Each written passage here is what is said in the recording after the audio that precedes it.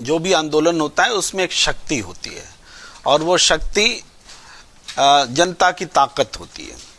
अब इस ताकत से सरकार को सचेत रहना होता है कि उससे आंदोलन के कारण लोगों को परेशानी न हो, आंदोलन के कारण कानून व्यवस्था की स्थिति न बिगड़े। ये तमाम चीजें चिंता करती है सरकार। एक डॉक्टर समूह जब हड़ताल पे जाता है तो मरीजों के मरने की आशंका रहती है, तो इसका मतलब थोड़े है कि डॉक्टर जो है मरीज का विरोधी है घोषित कर दे। इसका मतलब डॉक्टर को अधिकार नहीं है आंदोलन करने का।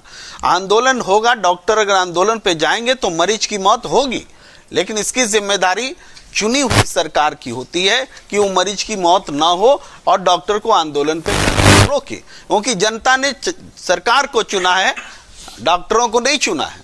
जनता, ये मूल बात को समझना पड़ेगा। अब है कि आंदोलनकारी का जो पेंट किया जा रहा है कि ऐसे हैं वैसे हैं। देखिए, सबसे पहले सड़क को जाम किसने किया? भाई सड़क जाम तो किसानों ने नहीं लगाया। सड़क जाम कीले ठोकी गई, बड़ी बड़ी सीमेंट की चीजें बनाई गई, गिट्टी भरे गए, क्या नहीं किया गया? ऐसा तो दुनिया में कहीं नहीं हुआ भाई, दुनिया में कहीं नहीं हुआ। लेकिन ये चीजें हुई, जाम लगाया, सड़क जाम सरकार ने लगाया। सरकार को क्या हक है सड़क जाम लगाने का? भाई पंजाब हरियाणा हाईकोर्ट पूछ रहा है, हक क्या है सरकार को कि सड़क पर जाम लगाए? तो गलत की शुरुआत सरकार ने कर दी।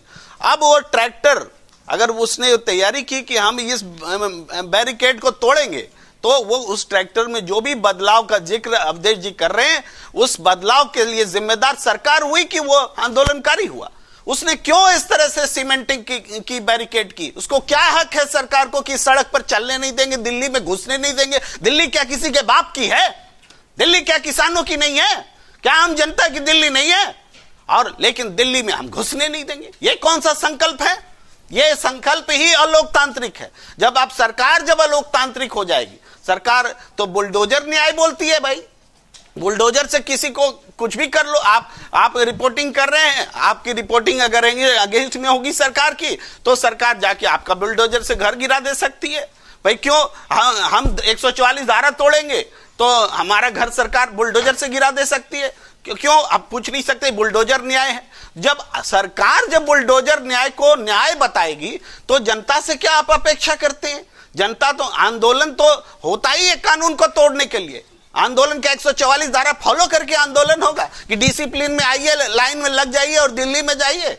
आंदोलन होता है सरकार को झुकाने के लिए, दबाने के लिए, बात करने के लिए, सहमति पर पहुंचने के लिए। यह एक प्रेशर होता है। अब इस आंदोलन को आप पूछ लीजिए, ये क्या विपक्ष में भारतीय जनता, कौन पार्टी है जो विपक्ष में नहीं रहा और सत्ता पक्ष में नहीं रहा इस देश में?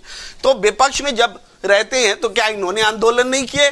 क्या किसी पार्टी ने आंदोलन नहीं किए? क्या कोई कह सकता है कि किसी पार्टी के आंदोलन में कभी कोई हिंसा ही नहीं हुई? हिंसा भी हुई है और हिंसा को बर्दाश्त भी किया गया है। यहां तक कि जेलों में भेज दिए जाते हैं, बहुत सारे मुकदमे दर्ज किए जाते हैं, सारे मुकदमे वापस लेते हैं, इसके बावजूद कि उसका नेचर क्राइम वाला होता है आंदोलन के दौरान। क्यों? क्योंकि फाइनली हम समाज में एक व्यवस्था चाहते हैं। ये आंदोलन हो क्यों रहा है? कौन सी नई मांग आ गई भाई? ये सारी मांगे सरकार की मंजूर की हुई मांगे हैं। ये मांग नहीं है, ये तो वादा पूरा करो आंदोलन है।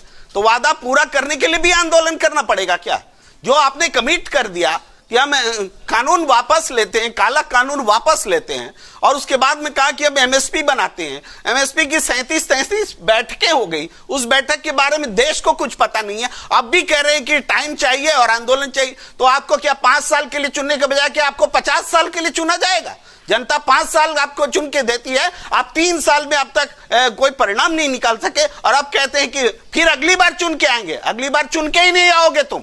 तो इसी कार्यकाल में आपको सॉल्यूशन देना पड़ेगा। इसीलिए जनता सड़क पर है और आंदोलन को दोष देना, आप कह रहे हैं कि आंदोलनकारी ऐसे है वैसे। इधर वार्ता चल रही है तो रात में आंसू बम गिराने का क्या मतलब है?